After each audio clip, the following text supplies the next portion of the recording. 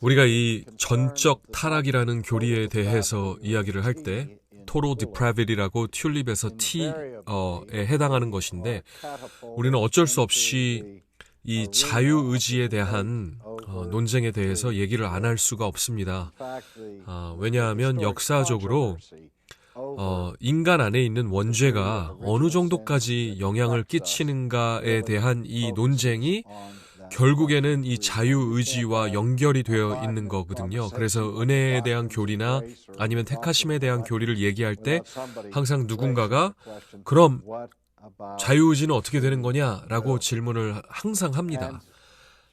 그래서 이 자유의지를 둘러싼 논쟁이나 이 논의는 보통 크게 나눠서 두 가지 다른 틀 속에서 이루어지는데 첫 번째는 인간의 이 자유의지라는 것이 하나님의 주권과 그리고 우리의 책임과 그리고 의지를 가진 존재로서의 우리의 능력, 이 세 가지 사이에서 어디에 존재하는지, 자리하는지가 하나고 또 다른 하나는 이 인간의 자유의지라는 것이 인간의 타락과 인간의 원죄와 그리고 인간의 자유 능력 그 세 가지 안에서 또 어디에 자리하냐 그것에 대한 논쟁인데요. 이 논쟁을 신학적으로 요약해 놓은 신앙 고백서를 잠깐 읽어보겠습니다. 웨스트민스터 신앙 고백이라는 건데 17세기 영국의 개혁 신학 문서이고요. 거기에 보면 사람은 죄로 인한 타락함으로 인해서 구원에 필요한 모든 영적 선을 행할 의지와 그리고 능력을 전적으로 잃어버렸다고 나와 있습니다. 그로 인해서 이 타락한 인간은 선을 전혀 사랑하지 않고 죄 가운데 죽어 있기 때문에 스스로 자신을 회심시키거나 그러니까 회개하거나 아니면 회심할 준비를 할 수 있는 능력조차도 없다는 것입니다. 그래서 이 고백이 말하는 것은 이 핵심은 인간이라는 존재는 이 구원의 영역에 대해서는 타락으로 인해서 완전히 그리고 철저히 자유를 상실했다는 거예요. 이 타락 때문에. 물론 인간이 선택하거나 결정하는 능력 자체를 다 잃었다고 말하는 것이 아니라 다만 이 구원의 영역에 관해서 이 하나님 앞에 나아가는 이 특별한 영역에 관해서는 완벽히 힘을 잃었다는 것입니다. 여기서 말하는 이 특정한 부분은 바로 인간이 스스로 회개 혹은 회심하는 능력, 자신의 힘으로 영적인 선을 원하고 행하는 능력을 말합니다. 그래서 이게 전적 타락 교리의 핵심입니다. 이거를 다른 말로 부를 때는 도덕적 무능력이라는 교리로 불러지는데요. 이 개념에 대해서 잠시 더 살펴보겠습니다. 다시 우리는 이 어거스틴의 타락의 상속 혹은 타락의 물려받음이라는 이 개념을 들여다봐야 되는데 팔라기우스는 이에 동의하지 않았었어요. 그가 말한 거는 아담의 타락은 오직 아담에게만 영향을 미쳤고 그 후손에게는 아무런 결과도 영향을 미치지 않았다고 얘기했고요. 그래서 우리가 죄를 짓는 이유는 타락한 본성을 물려받았기 때문에 짓는 것이 아니라 단지 아담의 행동을 모방하기 때문이라고 얘기를 했었어요. 그래서 교회가 펠라기우스의 주장을 부정한 다음에 그 다음에 좀 완화된 주장인 준 펠라기우스주의가 등장을 했거든요. 그 주장이 말하는 거는 그래 맞다. 아담의 죄로 인해서 인류가 그 영향을 받았고 그래서 인간은 모두 그 타락한 본성을 갖고 태어났다. 여기까지는 동의를 해요. 하지만 그 타락한 본성 가운데 남겨진 일종의 남겨진 선한 한 부분이 있고, 그래서 거기 그 부분으로 인해서 처음에 어느 정도의 의로움은 아직 남아있다는 거예요. 인간 안에, 인간의 본성 안에. 그래서 이 사람 안에 아직 의로움의 잔재가 남아있고, 물론 구원을 받기 위해서는, 그리고 거룩해지기 위해서는 반드시 하나님의 은혜가 필요하지만, 아직 인간 안에는 그 은혜를 용납하거나 아니면 거절할 수 있는 힘이 남아있다라는 주장이에요. 그래서 결론은 왜 어떤 사람은 그리스도에게 나오고 어떤 사람은 안 나오고, 그러니까 어떤 사람은 구속을 받고 어떤 사람은 멸망받는 이유는 최종적으로 인간의 의지에 달려있다고 보는 것입니다. 타락 이후에 인간 안에 남아있는 그 힘이 결정적인 요인이라는 건데, 다시 말해서 펠라기우스가 뭐라고 했냐면, 사람은 하나님의 은혜 없이도 완전히 살 수 있다고 했었어요. 은혜가 구속을 돕는 역할은 하지만, 구원을 돕는 역할은 하지만 필수적인 것은 아니라고 했습니다. 그래서 인간은 스스로 완전해질 수 있을 뿐 아니라 어떤 사람들은 하나님의 도움 없이도 완전에 이른다고 주장을 했었어요. 그래서 준 펠라기우스 주의자들이 말하는 거는 아니다. 은혜는 절대적으로 필요하다.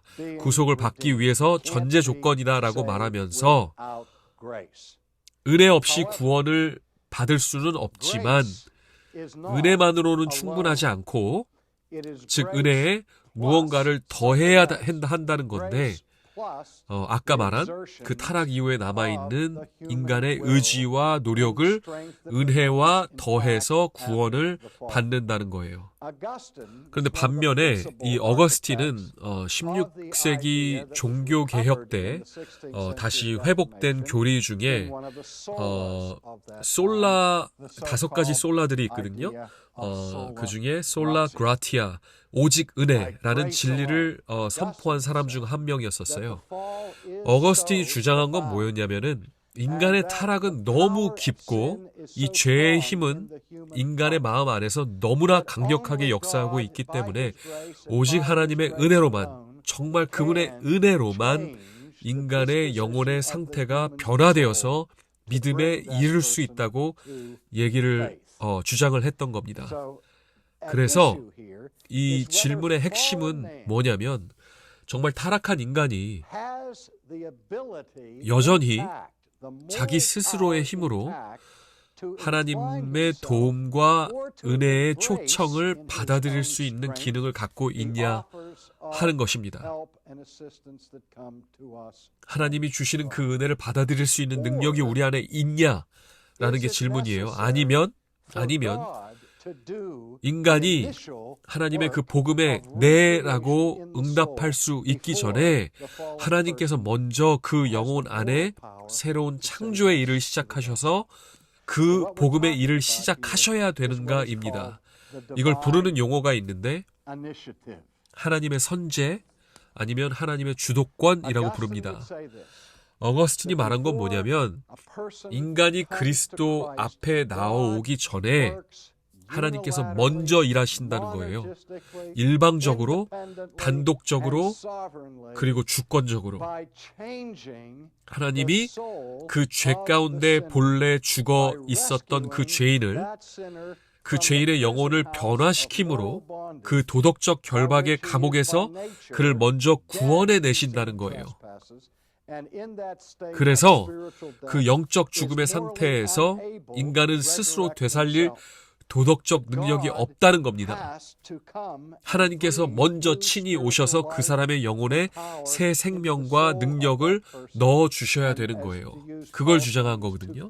그래서 사도 바울의 표현을 빌리자면, 하나님께서 영적으로 죽은 자를 살리시고 그가 그리스도께 나올 수 있는 능력을 갖기 전에 그의 마음속에 믿음을 창조하셔야 된다는 건데, 물론 그렇게 되면 이 새 생명을 얻은 사람들이 실제로 그리스도께 나오고 자원하는 마음으로 기쁘게 하나님께 나오지만, 그 전에 하나님께서 먼저 주권적인 은혜와 역사를 행하셔서 죽음에서 생명으로 옮겨야 된다는 것입니다. 우리는 이것을 단독적 중생 아니면 단독적 다시 태어남이라고 부릅니다. 이건 전적으로 하나님만이 하는 사역이에요.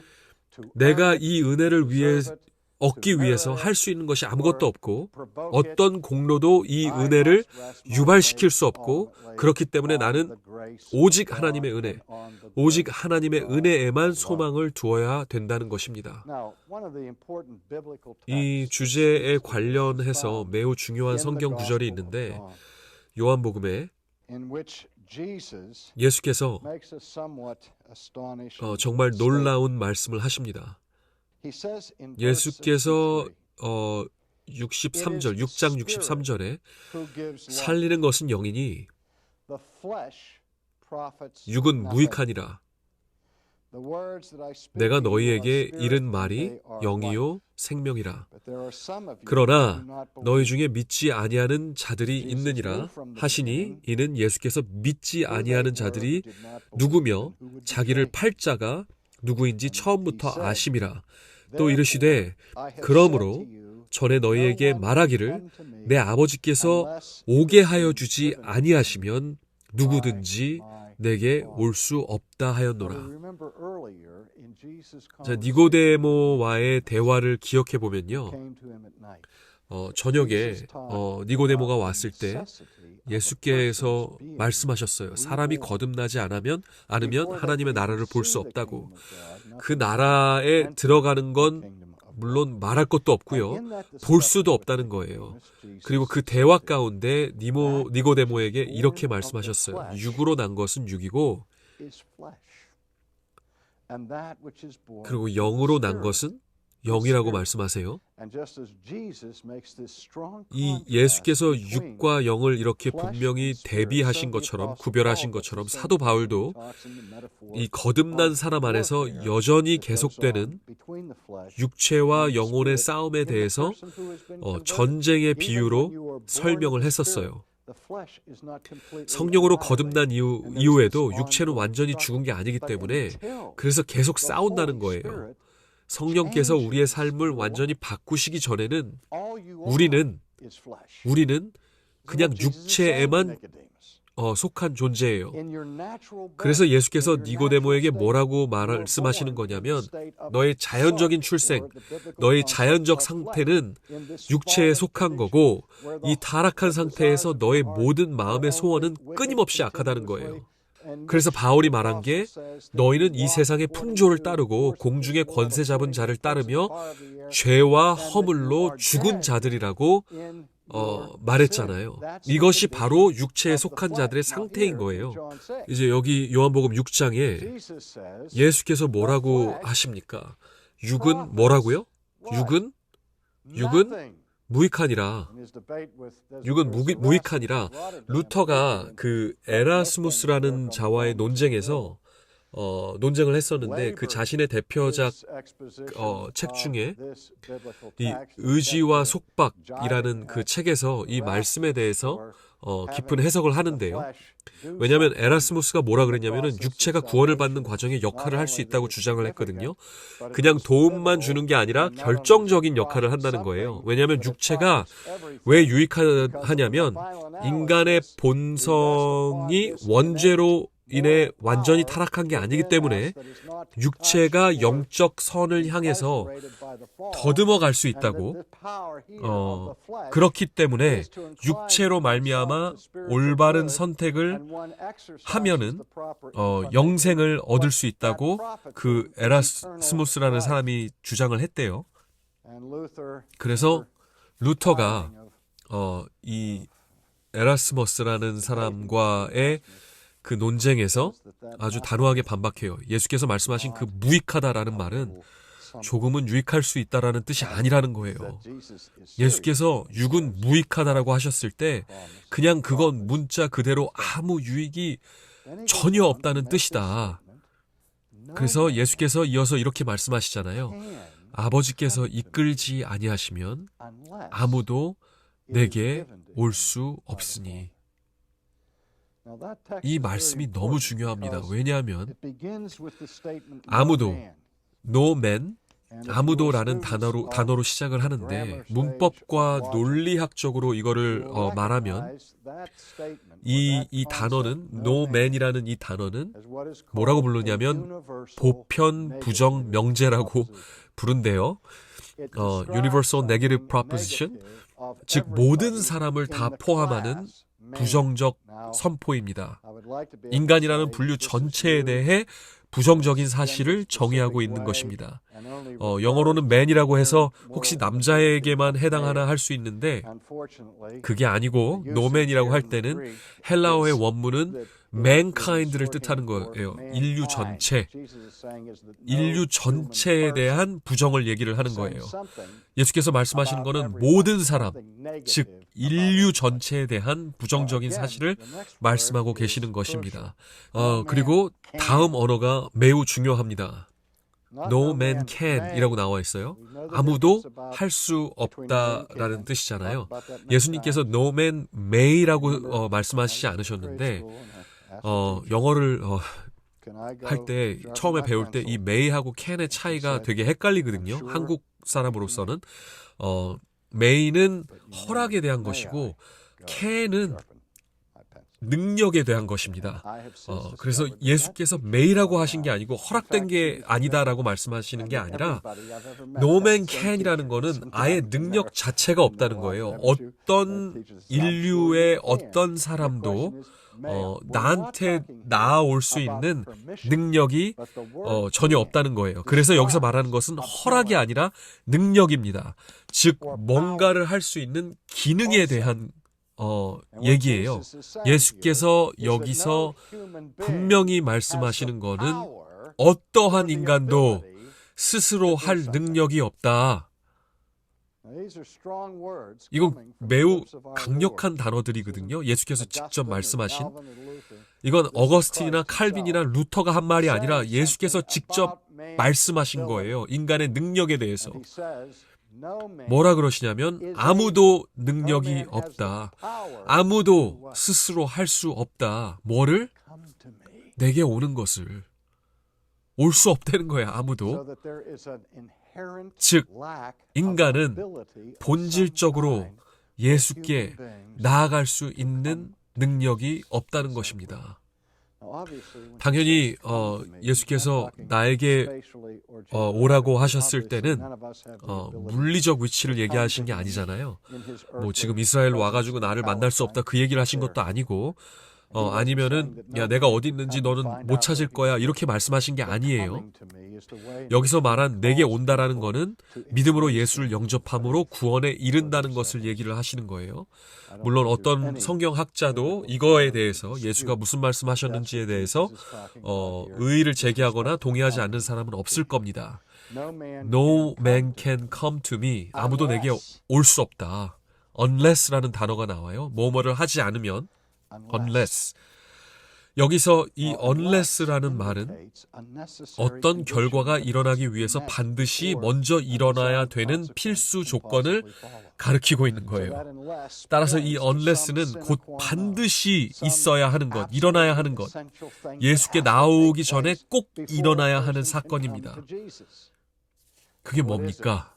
예수께서 간단히 말씀하세요. 아버지께서 이끌지 아니하시면 아무도 내게 올 수 없으니 아버지께서 이끌지 아니하면 이 구절 전에 예수께서 아버지께서 내게 주신 자에 대해서 말씀을 몇 번 하세요. 이건 단순히 권유를 하거나 설득을 시켜서 나오게 한다는 말이 아니고요. 헬라어 원어로 오히려 강제, 억지로 끌어다 놓다라는 뜻에 더 가깝습니다. 그게 무슨 말이냐면 하나님께서 뭔가를 하나님이 하셔야 된다는 거예요. 하나님께서 그 사람을 올 수 있게 하셔야 되는 거예요. 이게 핵심이에요. 이 전적 타락의 교리에 따르면 우리는 본래 예수께 나아올 능력을 완전히 상실했습니다. 우리는 여전히 선택을 할 수 있지만 그 선택이란 거는 우리 마음의 욕구에 따른 거잖아요. 이게 바로 자유의 본질이에요. 자신의 욕망과 성향에 따라서 선택할 수 있는 능력을 말하는 게 이게 자유의지인 건데, 그런데 이건 양날의 검이에요. 왜냐하면 우리의 욕망에 따라 자유롭게 선택하지만 동시에 문제가 뭐냐면 우리의 욕망이라는 게 정해져 있고 우리는 그 욕망에서 벗어날 수가 없고 우리가 원하는 걸 선택하는 게 자유의지인데, 그래서 우리가 존재로서 우리가 마음대로 행할 수 있지만 신학 성경에서 말하는 건 뭐냐면 그게 참된 자유가 아니라는 거예요. 왜냐하면 우리는 도덕적으로 결박되어 있기 때문이라는 거예요. 원죄 교리가 말했듯이 도덕적 무능력, 즉 전적 타락의 울타리 안에 우리가 안에 있기 때문에 우리 자신의 욕망의 노예가 이미 되어 있다는 거예요. 그렇기 때문에 본질적으로 우리는 그리스도와 하나님의 일에 대한 어떠한 갈망도 없는 거예요. 그러니까 마음대로 선택을 할 수는 있는데 우리의 욕망 자체가 하나님을 선택할 수 있게 되어 있지 않다는 거예요. 그 기능 자체는 아예 상실했다는 것입니다. 하나님께서 우리의 욕망을 바꾸시기 전까지는 바로 이게 본질적 무능력 아니면 도덕적 무능력이라고 부르는데 우리는 선을 사랑할 능력이나 힘이 없다는 거예요. 그게 가능하려면 우리 안에서 완전한 변화가 있어야 됩니다. 하나님께서 개입하셔야 되고 그분의 은혜로 우리를 영적 죽음, 곧 영적 포로 상태에서 먼저 구해내셔야 합니다. 하나님께서 먼저 우리에게 마음 안에 영적 부활을 일으키셔서 믿음의 은사를 주셔야 됩니다. 이것이 바로 첫 번째 교리, 전적 타락의 핵심입니다. 인간 영혼의 타락은 너무나 깊기 때문에 영적 사망에서부터 자유하고 생명을 얻기 위한 어떤 기능도 남아있지 않다는 거예요. 성령으로 거듭나기 전까지는 우리는 육체에 속해 있고 우리가 믿음에 이를 수 있는 유일한 길은 오직 하나님의 은혜, 오직 은혜, 솔라 그라티아스, 그 은혜로 성령의 창조적 능력을 통해 우리를 다시 태어나게 하셔야 한다는 것입니다.